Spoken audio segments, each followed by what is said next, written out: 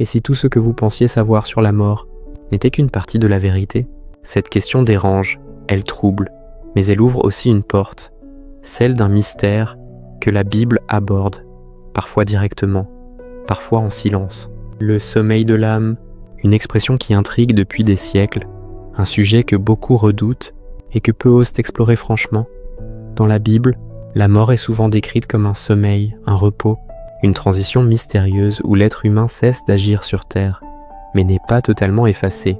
Ce mot n'est pas un hasard, il révèle quelque chose de profond, de spirituel et peut-être de bouleversant. Aujourd'hui, nous allons lever un coin du voile sur ce que la Bible ne dit pas explicitement, ce qu'elle laisse comprendre et ce que les hommes sages ont discerné, car derrière ce sommeil se cache une vérité essentielle. Dieu ne parle jamais au hasard. Chaque métaphore, chaque silence, chaque image biblique porte un message. Alors, asseyez-vous, respirez profondément, car ce que vous allez entendre pourrait transformer votre manière de comprendre la mort et surtout la vie. Depuis toujours, l'humanité se pose la même question.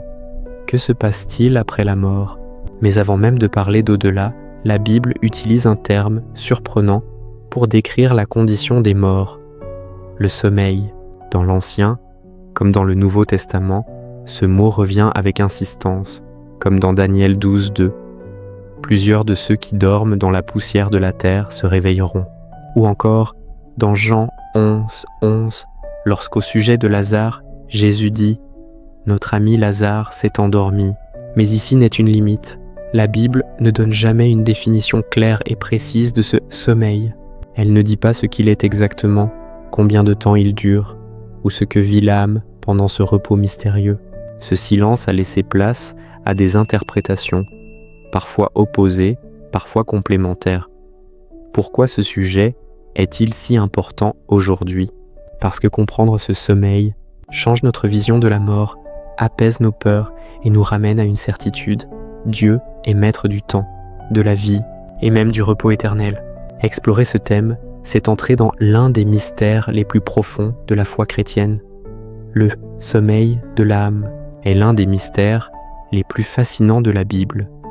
Ce terme ne se limite pas à une simple image poétique, il révèle la manière dont Dieu perçoit la mort bien différemment de nous. Pour l'homme, la mort semble être une fin. Pour Dieu, elle n'est qu'un passage, un repos, un sommeil. Dans l'Écriture, ce motif revient sans cesse. Jésus lui-même en parle lorsqu'il se rend auprès de Lazare. Lazare, notre ami, dort, mais je vais le réveiller. Jean 11:11. À travers ce mot, Jésus nous montre que, pour Dieu, la mort n'est pas un état définitif, mais une pause temporaire. Lazare n'était pas conscient de ce qui se passait autour de lui. Il reposait dans un silence total, un repos que l'Écriture compare au sommeil.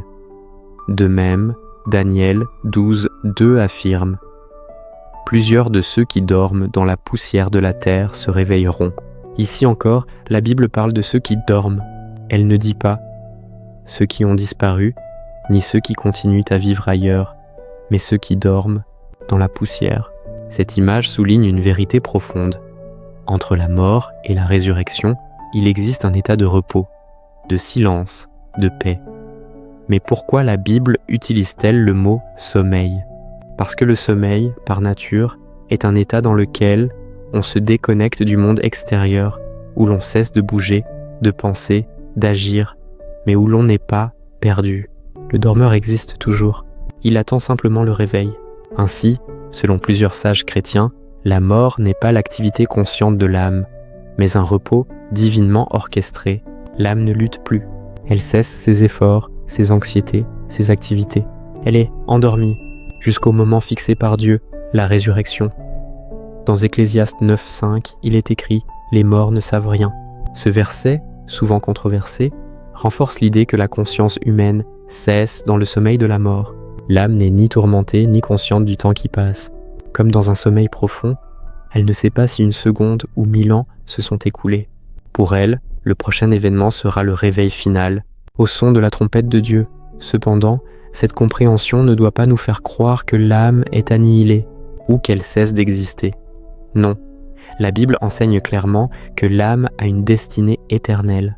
Mais ce que l'Écriture laisse entendre, c'est que le temps de la mort au jour de la résurrection est un intervalle, un moment où l'âme repose entre les mains de Dieu, hors du chaos terrestre. Les sages anciens expliquent cela d'une manière magnifique. Pour Dieu, la mort n'est qu'un sommeil, car celui qui dort peut être réveillé par la voix du Maître. La puissance de Dieu est si grande que pour lui, rappeler un mort à la vie est aussi simple que réveiller un enfant qui dort. Alors, que fait l'âme pendant ce sommeil? La Bible reste silencieuse. Ce silence est intentionnel. Il nous empêche de spéculer, de fantasmer ou de créer des doctrines sans fondement. Ce que nous savons, c'est ceci. Le mort ne souffre pas, ne pense plus, ne lutte plus. Il repose, il attend, il dort dans la paix divine.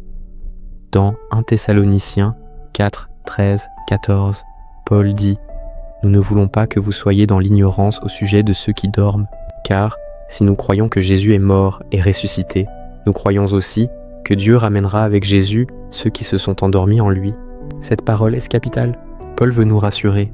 Il ne dit pas que les morts sont perdus, ni qu'ils vivent dans un autre état de conscience. Il dit qu'ils dorment, en Christ. Ce sommeil n'est pas un abandon, c'est une protection, un acte d'amour, une attente du grand réveil final. Ainsi, le sommeil de l'âme n'est pas une punition, c'est un cadeau. C'est la manière de Dieu de nous dire « Repose-toi, je m'occupe du reste. Quand le moment viendra, je te réveillerai. » Dans cette perspective, la mort cesse d'être une terreur. Elle devient un passage, un repos dans les bras du Créateur, un silence avant la grande lumière. Daniel 12, 2, le verset qui pose la base « Plusieurs de ceux qui dorment dans la poussière de la terre se réveilleront ». Ce verset est l'un des plus directs. Ici, la Bible parle de dormir dans la poussière, une expression qui n'a rien à voir avec le sommeil physique. Elle décrit un état après la mort, avant la résurrection. On ne parle pas de paradis immédiat, ni d'enfer instantané. On parle d'un sommeil, d'une attente, d'un intervalle. Ce passage est crucial, car il montre que la mort n'est pas une fin, mais une pause dans laquelle Dieu détient le contrôle absolu. Jean 11, 11, 14.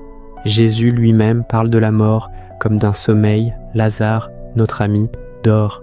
Jésus leur parla ouvertement. Lazare est mort. Ce passage est fondamental, car il révèle la façon dont Jésus définit la mort. Un sommeil, pas une disparition, pas une extinction, un repos. Jésus utilise le sommeil comme image théologique, pas seulement poétique. Quand il réveille Lazare, c'est une démonstration du pouvoir de Dieu sur ceux qui dorment.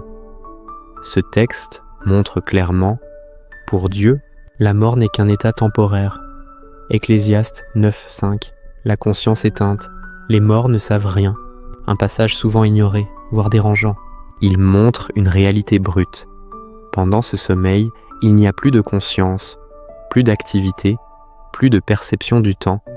C'est comme si vous dormiez profondément, sans rêve, sans souvenir. Puis, au réveil, vous n'avez pas l'impression que le temps a passé. Ce verset soutient l'idée que la mort est un repos total, pas une vie parallèle. Thessaloniciens 4, 13, 16. Le réveil final. Nous ne voulons pas que vous soyez dans l'ignorance. Au sujet de ceux qui dorment, Paul utilise aussi le mot « dormant » pour parler des morts. Et à partir de là, il décrit la scène de la résurrection.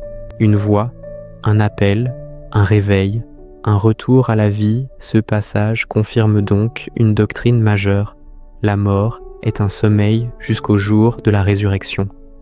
Apocalypse 14, 13. Le repos des saints. Heureux dès à présent les morts qui meurent dans le Seigneur. Ils se reposent.